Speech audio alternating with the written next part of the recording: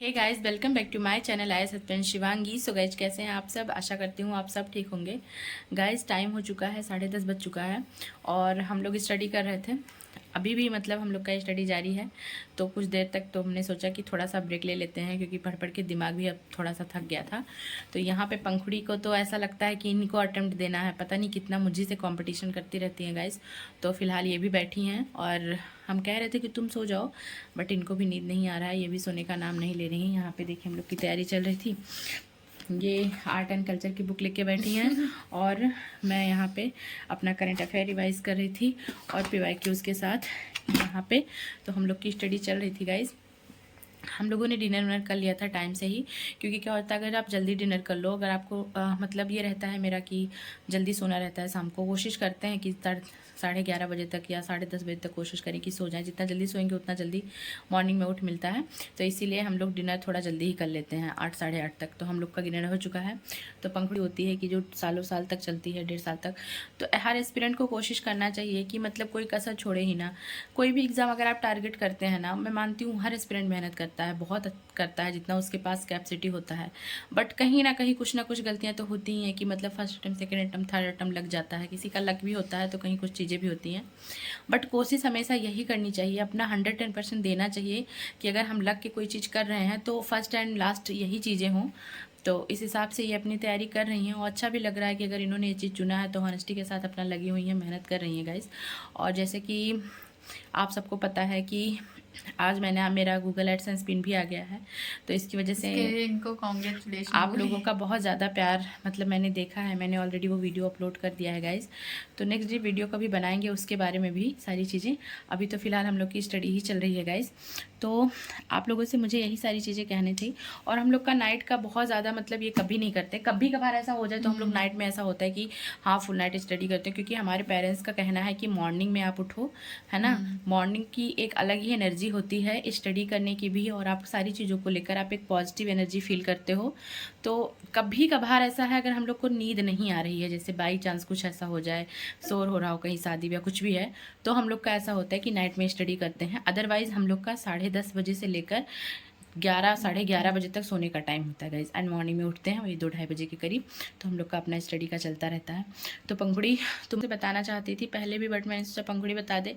अभी answer writing वगैरह इन्होंने नहीं किया है और इनका अभी 2 ही सब्जेक्ट आई थिंक मुझे लगता है कि कवर हुआ है। वो है मॉडर्न इंडिया और ज्योग्राफी NCERT, राइट है ना। फुल कवर हो गया तुम्हारा मॉडर्न इंडिया और ज्योग्राफी का इन्होंने अच्छे से कवर किया है। रिवीजन उसका भी चल रहा है। अब इन्होंने उठाया है आर्ट एंड कल्चर, और आर्ट एंड कल्चर के साथ एंशिएंट हिस्ट्री पढ़ रही हैं, ठीक है। क्योंकि वो होता ही है कि मतलब कनेक्ट करके दोनों पढ़ो तो ज़्यादा समझ में आता है, राइट पंखुड़ी। तो तुम आर्ट एंड कल्चर का नितिन सिंघानिया बुक पढ़ रही हो, तुम्हें कैसा लग रहा है, मतलब समझ में आ रहा है? हाँ, बहुत अच्छा समझ में आ रहा है। Nitin Singhania art and culture के अभी इस लिए टाइम पे गाइज यही होना भी चाहिए। आप यही बुक ही पढ़ो। इसके अलावा आप एक तुम, हाँ इसके अलावा जो तुम क्लासेस पढ़ती हो, कौन सी हाँ, क्लास है बता दो थोड़ा सा। PW के कौन से उसे पढ़ती हो? UPSC वाला से मैं पढ़ती हूँ और उसमें सिर्फ आप 11th की NCERT हिस्ट्री पाएंगे आर्ट एंड कल्चर का। तो वो आप वहाँ क्या से उसमें समझ लीजिए। चैप्टर वाइज दिया हुआ है ना? हाँ बिल्कुल, चैप्टर वाइज दिया हुआ है। वो 11th क्लास का है पूरा। मतलब art and culture Nitin Singhania आपको कोई इतना कवर नहीं करा पाएगा, बिकॉज ये बहुत ब्रॉड सिलेबस है।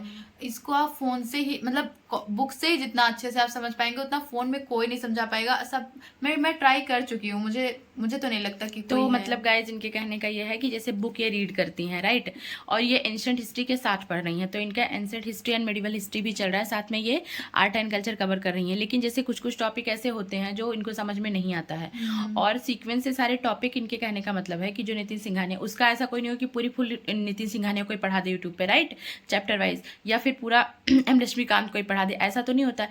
बट NCERT की क्लासेस इनको UPSC IAS क्या है, UPSC वाला, हाँ, जो करके मतलब चैनल है, मैंने नहीं पढ़ी है, ये पढ़ी है अपना, इनको समझ में आ रहा है उससे ये पढ़ रही हैं। तो उसी हिसाब से मतलब इन्होंने बताया है कि वहाँ से आप 11th की NCERT जो भी है आर्ट एंड कल्चर की, वहाँ से समझ सकते हो। उसके बाद अगर आप नितिन सिंघानिया पढ़ोगे तो बेहतर समझ में आएगा, राइट। पंखुड़ी, तुमने NCERT कवर किया था जब, तो तुमने NCERT की बुक के साथ किस टीचर की हेल्प ली थी? तुमने किसी टीचर का हेल्प लिया था या पूरा NCERT खुद कवर किया था? नहीं, मैंने टीचर का हेल्प लिया था यूट्यूब पे मधुकर कोटवे सर से। मैं पूरा जियोग्राफी का NCERT पढ़ी हूँ, बहुत अच्छे से वो भी पढ़ाते हैं। अनअकैडमी पे।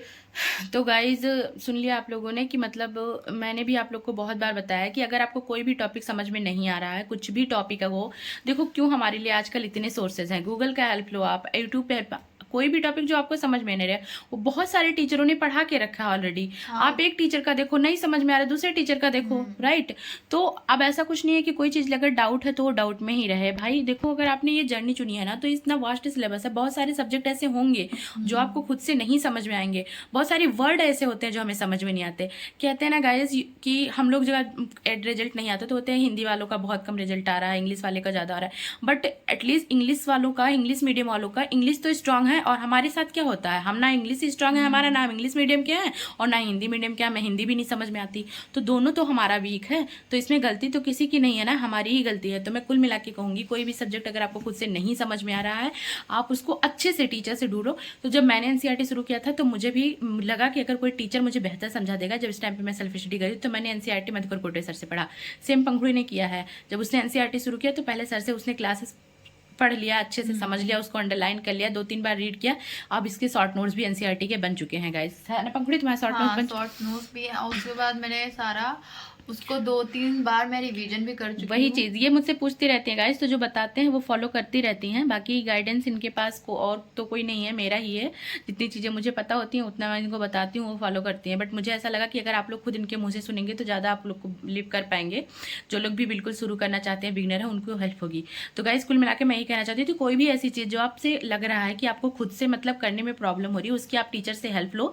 कुल मिला के देखो सिलेबस आपको कवर करना है, कुल मिला के चीज़ें आपको समझ में आनी चाहिए, राइट। चैप्टर किसी भी कोई भी सब्जेक्ट का चैप्टर हो, चाहे वो ज्योग्राफी हो, लाइक एनवायरमेंट, इकोलॉजी हो, आर्ट एंड कल्चर हो, आपको समझ में आना चाहिए, ठीक है। तो बहुत सारे ऐसे यूट्यूब पे कंटेंट होते हैं जो कि आज बहुत सारे लोगों का कमेंट मैंने देखा था, उसमें बहुत ज़्यादा कमेंट था कि दीदी मैं गांव से हूँ, मैं कोचिंग अफोर्ड नहीं कर सकती, तो क्या मैं तैयारी करूँ या ना करूँ।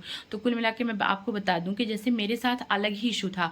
सबसे बड़ा ये था कि मैंने 2017 में अपना ग्रेजुएशन कंप्लीट कर लिया, उसके बाद 2 साल मेरा डीएलएड में लग गया, एंड फिर मैंने टेट सीटेड क्वालिफाई किया तो वैकेंसी नहीं आई, तो मेरा ऑलरेडी 4 से 5 साल उसमें जा चुका था। फिर मैंने सेल्फ स्टडी से तैयार किया था, 22-23 मैंने पूरा सेल्फ स्टडी से किया था, पंखुड़ी से आप पूछ सकते हैं। लेकिन 24 में मेरे साथ हुआ, इतना हेल्थ इशू हो गया, इतना ज़्यादा मैं डिप्रेशन में चली गई, मतलब बहुत ज़्यादा हेल्थ मेरा खराब हो गया था, तो मैं अटेम्प्ट ही नहीं दे पाई। तब मुझे ऐसा लगा कि मुझे कोचिंग की नीड है, अगर नहीं लूँगी तो मेरा बहुत टाइम लॉस्ट हो जाएगा। क्योंकि जब मैं एक बार डिप्रेशन से निकली गाइज ना, मैं सिलेबस कवर, मुझे ऐसा लगता है कि मैंने कुछ पढ़ा ही नहीं, सब कुछ एकदम भूला भूला नया नया सब सिलेबस लग रहा था। तो उस टाइम पे मेरी सिचुएशन ऐसी हो गई थी कि मुझे कोचिंग लेनी पड़ी। अदरवाइज गाइज आप सबको पता है मेरी कंडीशन की इतना नहीं है कि मैं भी अफोर्ड कर सकती थी, बट मैंने 50% डिस्काउंट चला था, जिस तरीके से लिया वो मुझे ही पता है।